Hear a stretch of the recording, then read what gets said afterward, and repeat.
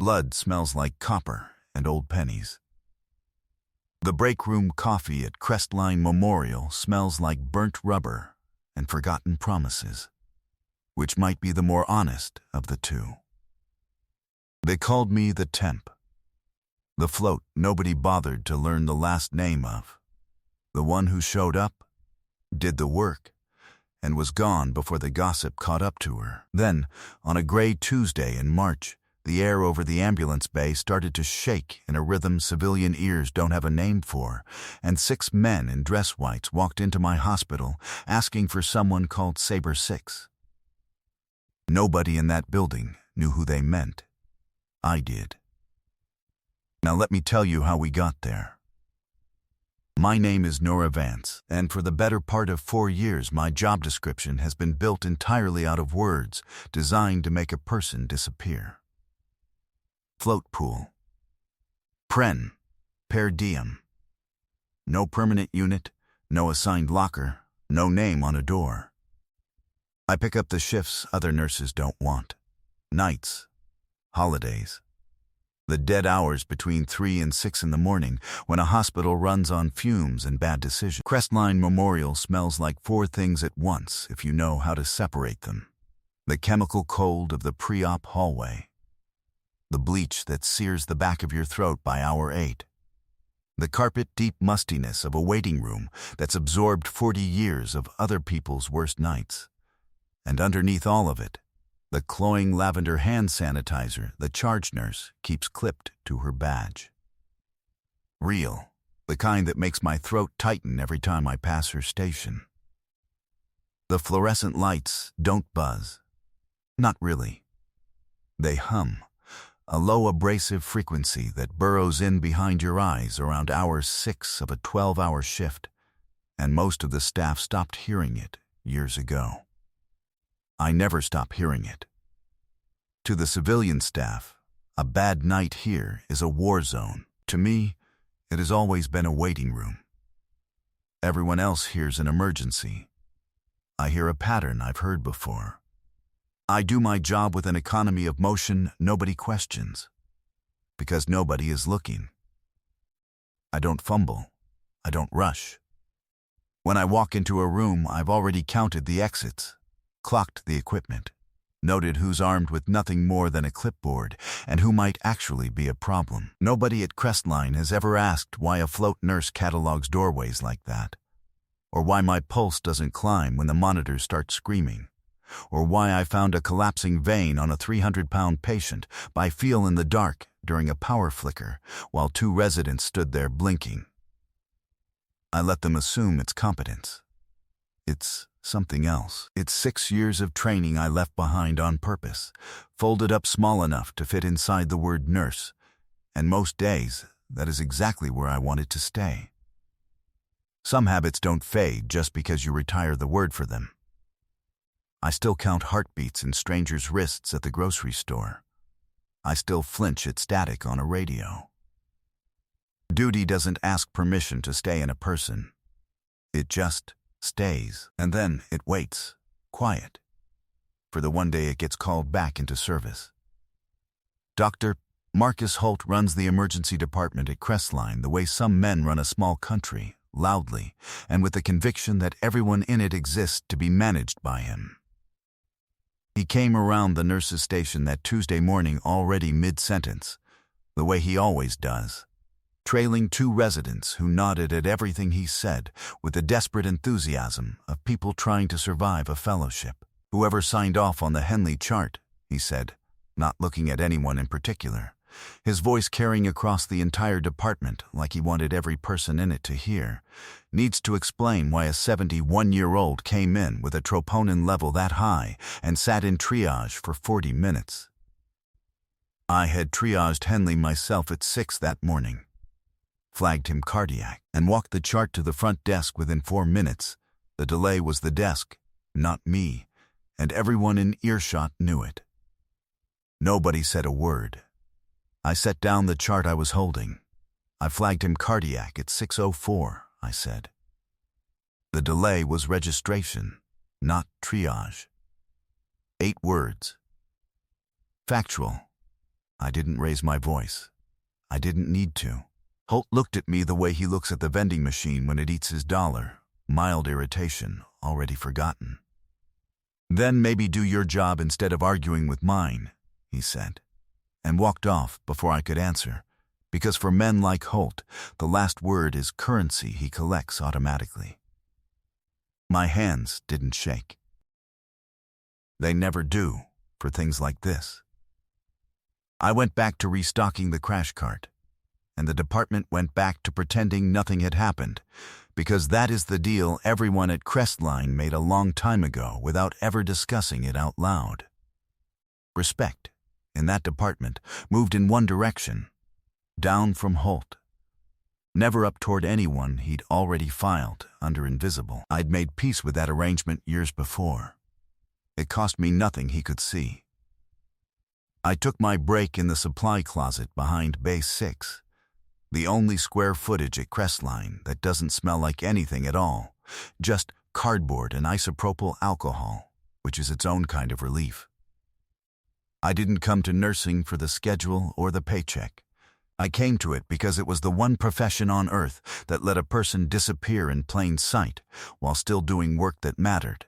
And after Helmand Province, disappearing in plain sight was the only kind of peace I had any interest in negotiating. I spent 6 years as a Navy hospital corpsman attached to a naval special warfare platoon, doing whatever it took to keep men breathing in conditions that would make Crestline's trauma bay look like a spa with a vending machine problem. I don't talk about it. Not because I'm ashamed of the unit I served or the brothers I served it with, because the version of me that did those things, under fire, in the dirt outside Sangjin, and the version of me that empties bedpans and restocks gauze can't occupy the same room without something breaking. I had already decided, a long time before that Tuesday, which version got to survive. It was the right call. It still is, I told myself, standing in the dark with cardboard boxes for company, and I believed it, because up until that point in the day, I had no reason not to. Some sacrifices don't show up on any form. Mine never did. I made my choice a long time ago and called it honor, even on the nights it felt closer to loss. By early afternoon, Holt was back, the chief administrator trailing behind him, walking a Korean War veteran named Earl Whitfield through triage like he was a parking violation instead of a patient. Earl had come in with chest pain radiating down his left arm and a service-connected heart condition documented on 3 separate forms, and Holt had glanced at the chart for 4 seconds before calling it anxiety and ordering him moved to the general waiting room to free up a bay. I watched Earl's hands. They were shaking, the specific kind of shaking that isn't nerves. The kind I'd learned to read in places where reading it wrong got people killed, and I had a clipboard in my hand and a sentence already forming. A sentence that would have meant saying the words combat medic out loud in a room that had already decided what I was. I didn't say it. I logged Earl's vitals again instead, quietly, on my own time, and kept the printout folded in my pocket, because some fights aren't won by announcing what you used to be. They're won by being ready for what's coming. 40 minutes, I thought, without knowing yet why that number had surfaced, or what was already inbound and counting down toward it. Holt had no idea, walking away from Earl's bedside, already mid-sentence, about something else entirely, that the float nurse trailing behind him with a clipboard had once kept 11 men breathing through a single night under far worse odds than a slow Tuesday in triage. Earl had a faded blue tattoo on his forearm, and when he caught me looking at it, he said, mostly to himself, "Different war." Different war, I agreed, and didn't explain why I knew exactly what he meant. He smiled like that was answer enough, and for a moment the department felt almost gentle. Something in the air that afternoon had a texture I recognized, the particular static before a storm front. The kind no monitor on the floor was built to measure, but every cell in me had been trained to feel. It started in my teeth before it started in my ears. A vibration, low and rhythmic, traveling up through 8 inches of concrete and rebar before a single window rattled. The heavy, syncopated thud of twin engines under load. Nothing like the high, frantic whine of the civilian medevac choppers that land on Crestline's pad twice a week. I knew the sound before my brain finished the sentence. An MH-60S Seahawk, coming in fast and low, which meant whoever was inside it didn't have 40 minutes to spare. I put my hands in my pockets and pressed my back flat against the wall outside Base 6. Because that's what you do. You make yourself small. You let the professionals handle it. You stay exactly the kind of invisible you signed up to be. Holt had no idea, in that moment, that the float nurse he'd just dismissed for arguing with him had personally kept men breathing under conditions he would never be cleared to imagine. The department had no idea yet either. And then the doors burst open, and 4 corpsmen wheeled in a Navy diver named Petty Officer Briggs, 26 years old. His chest a wreck of crushed ribs and a collapsing lung from a training accident 11 miles out, and Crestline's trauma team descended on him with the kind of chaotic good intentions that don't actually save anybody. Holt was barking orders that didn't match the injury. A resident was trying to intubate a man whose real problem was a tension pneumothorax building pressure with every breath, crushing his heart sideways in his own chest, and not one person in that room had ever needed to find a rib space by feel in the dark with someone screaming beside them. I had. More times than I let myself count. Briggs's oxygen saturation dropped, and dropped again, and the monitor's chime collapsed into one long, unbroken scream. I knew that sound, and then I stood against that wall with my hands shaking, for the first time all day, for the first time in longer than I wanted to admit, because I knew exactly what was happening to him, and exactly what would fix it, and every single thing I had built over 4 years told me to stay precisely where I was. Holt saw me hovering and didn't break stride. "Get her out of here," he told security, not bothering with my name. "She's not cleared for trauma." 2 hands closed around my arms. I didn't fight it. I let them walk me out to the corridor, past the supply closet, past the vending machine that eats dollars, and I stood there listening to Briggs's monitor through the wall. That long, flat scream of a heart running out of room to beat in. I counted 11 seconds of it. And then I stopped listening to anything except the thing in me that had been quiet for 4 years and was finished being quiet now. I clocked the exit at the end of the corridor, the same way I'd clocked every exit in this building for 4 years running. And then, for the first time, I didn't use it. The floor shook again before the doors did. Boots this time, a dozen of them, moving with the kind of synchronized weight civilian feet never quite manage. Through the corridor glass, I watched 5 men in Navy service dress push past the security desk like it wasn't there, led by a chief in his 50s with a face like a closed door. Behind him stood the kind of presence that reorganizes a room without anyone giving an order. Wide shoulder boards, 3 silver stars catching the fluorescent light. The hum of the overhead lights, the one I'd been hearing for 4 years straight, seemed to fall away entirely under the sound of their boots on linoleum. Holt stepped into their path with his clipboard and his volume, already lecturing about hospital protocol, and the chief looked at him the way you look at a vending machine that's just eaten your dollar. "Shut up," the chief said, and never spoke to him again.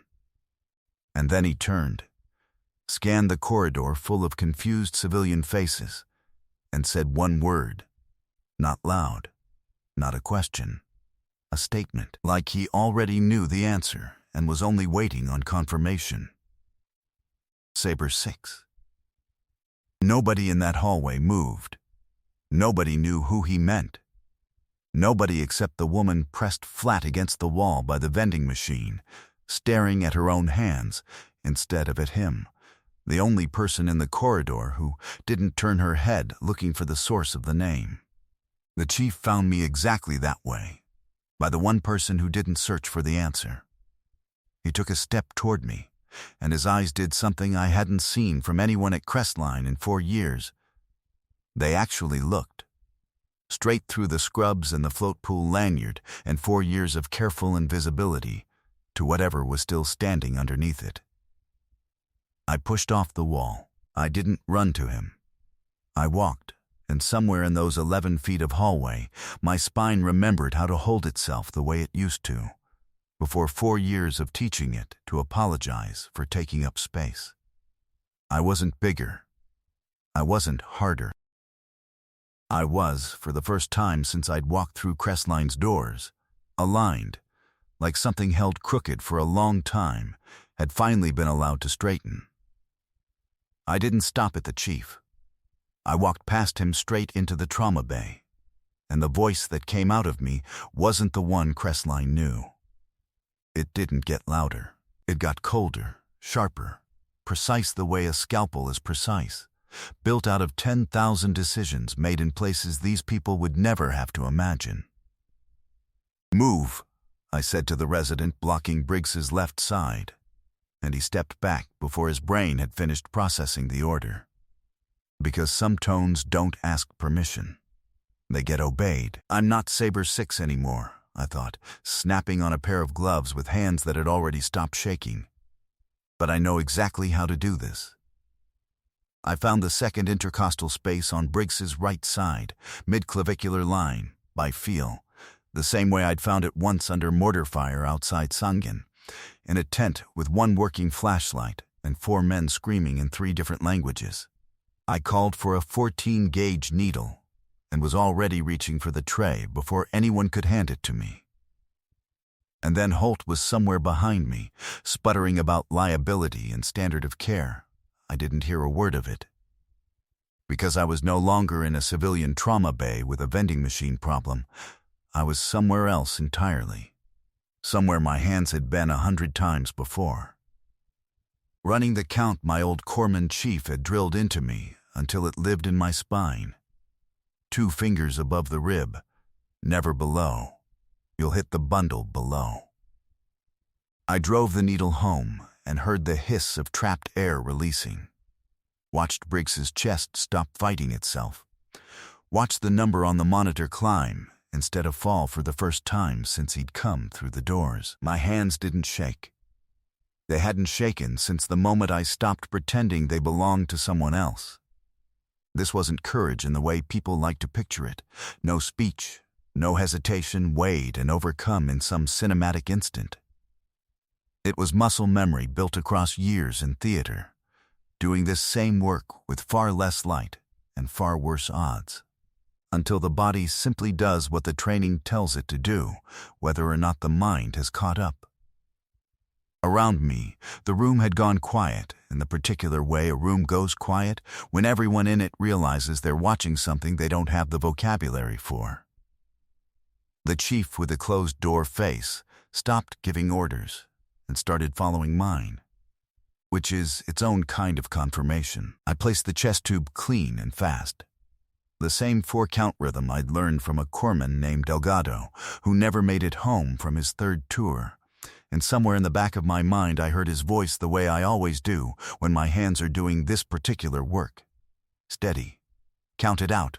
You've got this. Briggs's vitals settled. His color came back. Somewhere behind me, the chief said, quiet, to no one in particular, "She moves like the stakes are real." And that was the only acknowledgement I needed, because it was the only one that had ever mattered to me. That's when the 3 stars walked into the bay. Vice Admiral Thomas Calder didn't raise his voice either. He didn't need to. Because every person in the room had already gone still the moment his shoulder boards crossed the threshold. He read from a single sheet of paper one of his aides handed him, not from memory, because some things deserve to be read exactly as they were written. Hospital Corpsman First Class Nora Vance. 6 years, Naval Special Warfare Attachment. 2 deployments, Helmand Province, 2018 and 2019. 41 combat casualty interventions in the field, and not one loss under her direct care. each one a quiet act of duty nobody outside her unit was ever meant to know about. A Bronze Star with Combat 5, earned for actions outside Sangin, that the citation described in 4 clinical sentences, and that I had spent 4 years trying very hard not to describe to myself in any sentences at all. Holt's face did something I had never seen it do before. Not shock exactly, not shame exactly, just the specific collapse of a man whose certainty had finally run out of road. The Admiral didn't look at him again after that. He reached into his jacket, lifted a small medal from its case, and pinned it directly to the front of my scrubs. Over 4 years of bleach stains and a name tag that read Float Pool. While 5 men in dress whites came to attention behind him and saluted in one motion. The sound of their gear shifting through the silence like punctuation. I returned it the way I'd been trained to a long time ago. Steady, unhurried, earned. And somewhere behind me a tech made a small, broken sound that wasn't quite a sob. I didn't give a speech. I didn't look at Holt again, not out of any decision to be gracious about it, but because he had simply stopped being relevant to anything that mattered to me, which the hospital's own review board would shortly make official without my help.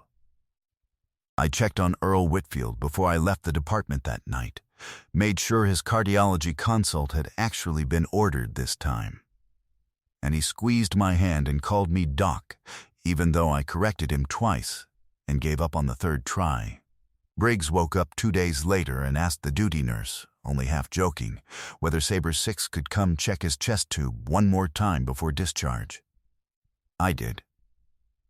Earl started calling me his guardian after that, half joking too, and I let him. Because some words you only correct once. I wasn't proud of the medal, or the salute, or any of the parts of that day other people wanted me to be proud of. I was proud of the 11 seconds I'd stood in that corridor, and then stopped standing there.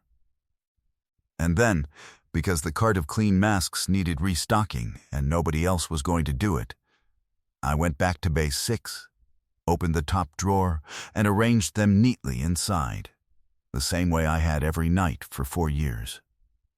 Still here. Still whole. If Nora's story stayed with you, hit that like button and share it with someone who spent their life being underestimated and deserved better than that. Subscribe to this channel.